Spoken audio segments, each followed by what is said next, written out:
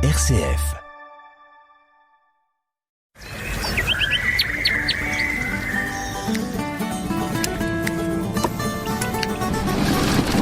Vous écoutez l'agriculture en question, l'émission qui vous plonge au cœur de l'agronomie. Présentée par Hubert Cartel. Chaque semaine, cultivons ensemble l'avenir de nos terroirs. Bonjour à tous, bienvenue dans notre émission L'agriculture en question et bonjour à Jean-Marie Lette. Bonjour Hubert, bonjour à tous les auditeurs. Alors Jean-Marie, dans une émission précédente, on a essayé avec le plus d'objectivité possible de démonter ou en tout cas d'analyser des idées reçues. L'idée reçue que nous avons traitée dans une émission précédente, c'était que les agriculteurs ne font aucun effort pour préserver l'environnement. Il y en a une autre d'idée reçue selon laquelle les agriculteurs utilisent sans contrôle les pesticides, ces fameux pesticides qui sont des produits chimiques issus de la chimie, qui, à partir des années 60, ont permis d'accroître les rendements en agriculture par des produits chimiques qui protégeaient les cultures de tous les ravageurs qu'il peut y avoir dans la nature. Or, on s'est aperçu au fil du temps qu'ils étaient dangereux. Dangereux pour les agriculteurs, dangereux pour les voisins des surfaces où on épand ces produits, et puis dangereux pour la société d'une façon générale, puisqu'ils sont rémanents dans les produits alimentaires issus de cette agriculture qui utilise des produits chimiques. Alors moi j'aimerais bien, Jean-Marie, au cours de cette émission, qu'on reprenne un peu les choses de façon factuelle. D'abord, les produits phytosanitaires, ils sont pas arrivés par hasard. Non, bien évidemment, ils sont arrivés, c'est la chimie qui nous a permis d'avoir ces produits-là, qui effectivement étaient très efficaces contre à la fois les maladies, les insectes, donc qui ont permis quand même à l'agriculture d'être beaucoup plus productive que ce qu'on connaissait dans les années 60, avec quand même des hausses de productivité qui ont été très importantes. Qui aujourd'hui entre nous n'existe plus. L'augmentation des rendements, on les voit plus. Non. Depuis combien d'années? Presque 20 ans maintenant, les rendements sont stabilisés. Depuis une quinzaine d'années, ils descendent pas, mais ils sont stabilisés, voilà. Alors donc, les produits phytosanitaires, ce qu'on appelle les pesticides dans le langage courant, effectivement, c'est la chimie, l'industrie chimique qui les a créés. Et on s'est aperçu qu'ils permettaient aux plantes d'être plus productives. Tout à fait, oui. Et donc, c'est aujourd'hui, si on veut faire un focus sur l'utilisation de ces pesticides, faut reconnaître que aujourd'hui c'est extrêmement encadré, à la fois sur la création et puis sur l'utilisation par les agriculteurs. Alors parlons de la création par l'industrie chimique. Voilà. Alors effectivement, aujourd'hui, créer un produit phytosanitaire, c'est très long.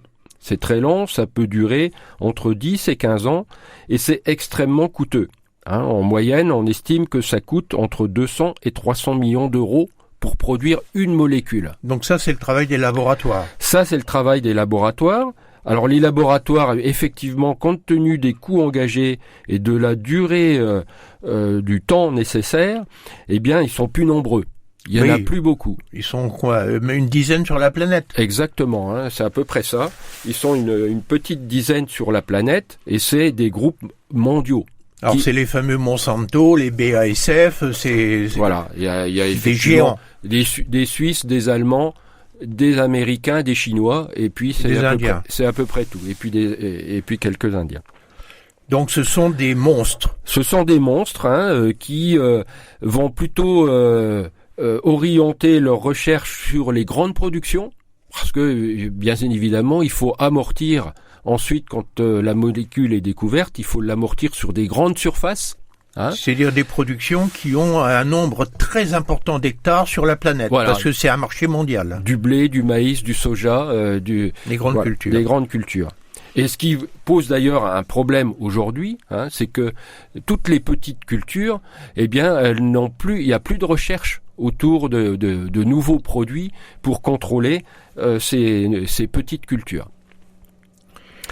Alors donc on disait 10 à 15 ans pour trouver une nouvelle molécule, effectivement, si on reprend un peu la façon dont c'est fait, Et, les firmes d'abord vont cribler plusieurs dizaines de milliers de molécules qui brassent pour essayer d'en retrouver une ou deux qui ont un intérêt sur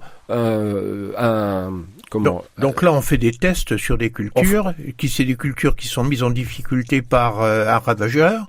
Et en fonction de la manière dont ça répond, on va dire, cette molécule-là, on la met de côté. Voilà, c'est des tests en laboratoire, ça commence comme ça, sur un organisme cible ou une mauvaise herbe cible ou sur un insecte cible. Il y a des études toxico-environnementales, donc tout ça d'abord, ça se fait en premier en laboratoire. Ensuite, une fois que ces premiers tests sont passés, eh bien, il y a des essais qui se font en plein champ, où là, on va regarder l'efficacité, eh bien, en plein champ avec la température, pluviométrie extérieure. On va regarder les doses optimales, les effets secondaires. Donc tout ça, ça va prendre aussi plusieurs années pour faire ces essais et avoir les résultats de ces essais. Alors ça, c'est essentiellement sur la réaction du végétal. En gros, on essaye la molécule face à un ravageur, face à une maladie, et on voit comment réagit ce végétal. Voilà, le végétal, on voit quels sont d'éventuels effets secondaires sur d'autres catégories d'insectes, par exemple, ou sur les abeilles, ou sur voilà. On va rechercher en fait ici toutes les études environnementales et toxico nécessaires pour dire si la molécule a un intérêt ou pas. Alors ça, c'est la firme de chimie elle-même qui s'autocontrôle sur tout ça. Pour l'instant, il n'y a pas de tiers qui intervient. Pour l'instant, il n'y a pas de tiers qui intervient. C'est effectivement la firme qui intervient. Ensuite, effectivement, une fois que la molécule elle a passé tous ces tests-là, et là, à chaque fois, il y a un certain nombre de molécules qui disparaissent, qui n'ont finalement soit parce que leur efficacité est pas suffisante, soit parce qu'il y a d'autres effets qui ne peuvent pas permettre de mettre la molécule en place. Et bien ensuite, il y a une évaluation réglementaire. Et en Europe, c'est l'autorisation européenne de sécurité des aliments qui va à nouveau refaire toutes les analyses qu'ont fait la firme. Et parce que tant qu'il n'y a pas ce passage par cette autorité européenne, il n'y a pas de mise en marché possible. Il n'y a aucune mise en marché possible, c'est elle qui va décider de la mise en marché. Donc c'est cet organisme-là qui va refaire à nouveau toutes les analyses qu'a fait finalement la firme. C'est elle qui les reprend en main pour évaluer l'intérêt du produit. Alors dans une Europe qui a intégré toutes les agricultures, est-ce que cette autorisation européenne suffit pour la mise en marché? Non, parce que ensuite, il y a, pour le plan français, il y a une autorisation qui est, elle, délivrée par l'ANSES. Donc c'est l'Agence nationale de sécurité. Enfin, bon, en tout cas, c'est une agence française. C'est une agence française et qui là étudie les impacts sur la santé. Qui va étudier les impacts sur la santé et puis surtout qui va aller un peu plus dans le détail de ce que fait l'agence européenne, où elle va décider des cultures sur lesquelles on va pouvoir mettre le produit. C'est elle qui va encadrer les doses. C'est elle qui va donner finalement les conditions d'utilisation du produit. Voilà, et une fois qu'on a ces deux autorisations à la fois au niveau européen et au niveau national, la firme peut mettre le produit sur le marché. Exactement. Et ça, on a pris 15 ans pour mettre ça en place. Alors c'est quand même intéressant parce que quand des molécules se voient interdites, comme ça s'est passé sur certains insecticides, il faut savoir que pour retrouver un produit qui aura le même effet, il faut de longues années à l'industrie chimique et de très gros moyens pour trouver quelque chose qui remplacera tout simplement ce produit interdit. Tout à fait. On ne peut pas du jour au lendemain trouver le produit. C'est 10 à 15 ans de trous finalement dans la raquette si on élimine le produit. Donc on voit que dans la conception des molécules qui permettent aux agriculteurs de protéger leur culture, il y a tout un travail de contrôle qui est fait au niveau des concepteurs. Voilà. Et maintenant, une fois que la molécule est sur le marché, les agriculteurs, ils ont une liberté totale d'utilisation ou il y a aussi des contrôles? Alors, bien évidemment non. Hein. Il y a des règles d'utilisation qui se mettent en pratique pour les agriculteurs, qui sont elles aussi de plus en plus strictes. Hein. On peut les reprendre.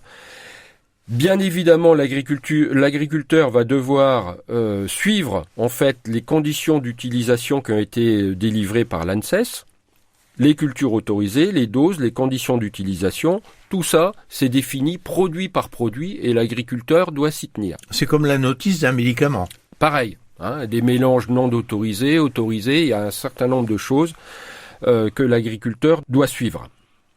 Ensuite, il y a les agriculteurs aujourd'hui doivent se former. C'est une obligation. Hein, c'est ce qu'on appelle le certifito. L'agriculteur, c'est une formation que l'agriculteur doit renouveler tous les 5 ans. Et donc, ça, tous les agriculteurs passent par cette formation. Tous les agriculteurs qui utilisent des produits phyto ont l'obligation d'avoir ce certificat. Alors, par exemple, un agriculteur qui ferait traiter ses cultures par un prestataire, par un entrepreneur de travaux agricoles, la totalité, est-ce que lui, il est obligé d'avoir le certifito? Non, c'est le prestataire, et le prestataire, il a un niveau de certifito beaucoup plus élevé que l'agriculteur. D'accord. Donc, on est sûr que tous les hectares cultivés sont cultivés sous certifito. Ah, obligatoirement.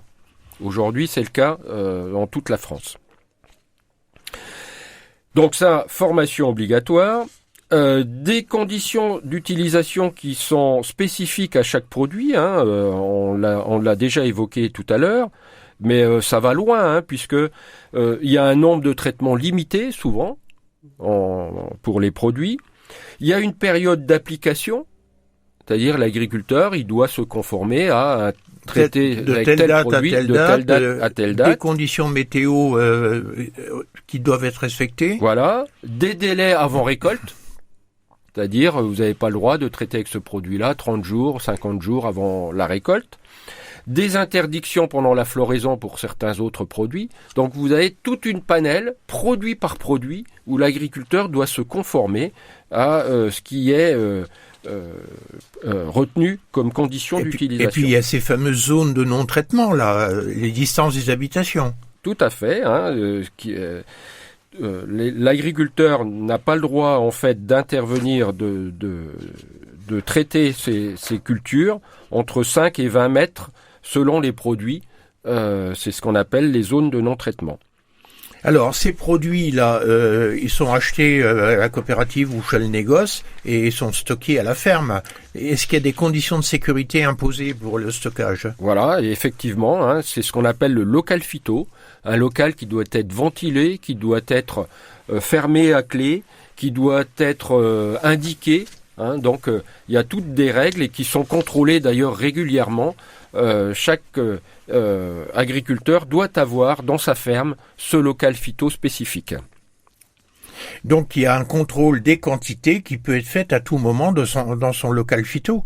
Ah, complètement. Le contrôleur va regarder les quantités, va regarder les produits, va regarder si les produits qui sont dans le local phyto sont bien compatibles avec les cultures qui sont produites sur l'exploitation. Il y a tout un travail comme ça de contrôle qui est fait régulièrement chez les agriculteurs. Donc tout ceci devrait être nature à rassurer les citoyens, la population, les consommateurs. Voilà, effectivement, hein, les agriculteurs sont très, tout ce qui est utilisation de phyto aujourd'hui, c'est extrêmement réglementé, et parfois c'est un casse-tête pas possible pour les agriculteurs. Oui, bien sûr, parce qu'il y a de l'administratif, il y a de la paperasse autour de tout ça. Parce que ce dont on n'a pas parlé, c'est la traçabilité, où les agriculteurs ont l'obligation de noter également tout ce qu'ils font. Dans chacune des cultures, dans chaque parcelle, et qu'est-ce qui a été consommé effectivement comme produit. Et chaque jour, etc. Donc, merci Jean-Marie pour toutes ces précisions qui, c'est du factuel, hein, c'est exactement ce qui se passe dans la réalité, et c'est très largement appliqué parce que les agriculteurs y ont intérêt, bien évidemment. Merci beaucoup, à très bientôt sur RCF. Au revoir.